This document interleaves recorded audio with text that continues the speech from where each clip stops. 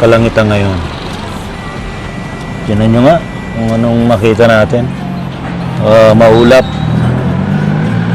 Maulap. Baka matsyempuan nyo, merong ano, no? Itong pagtungo namin sa, ano, sa syudad, may makitang parang colorful na halo or shadow sa mga clouds. Pero tingnan natin, i-focus natin na ito yung araw eh. Ito yung naka-araw.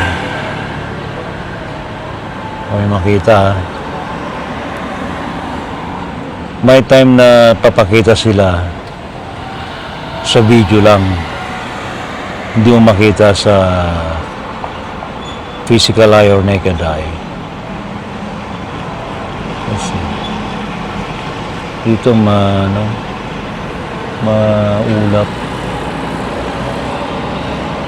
Maulap eh.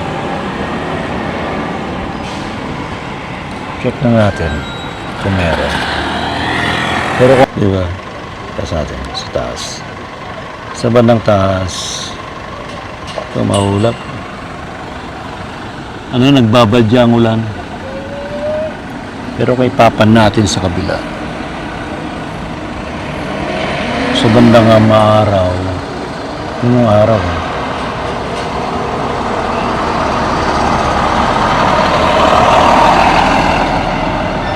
Maulap ngayon ang kalangitan. Ngayon ay 3:28 p.m. Ayan. Pero wala akong makita. Masakit lang sa mata. Pero normally, pag may magpakita yan, yung dapat na natatagos ng ng araw. May time kasi nagre-reflect yung liwanag ng araw sa kanilang ship at colorful.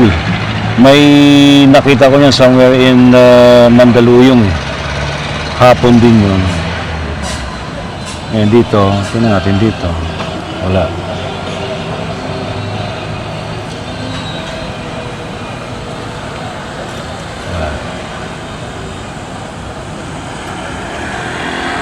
Okay, so i-try ulit natin mamaya. So, sa ating mga kamisteryo, i-try ulit natin mamaya ang ating pag-scan ng kalangitan ngayong World UFO Day. Okay?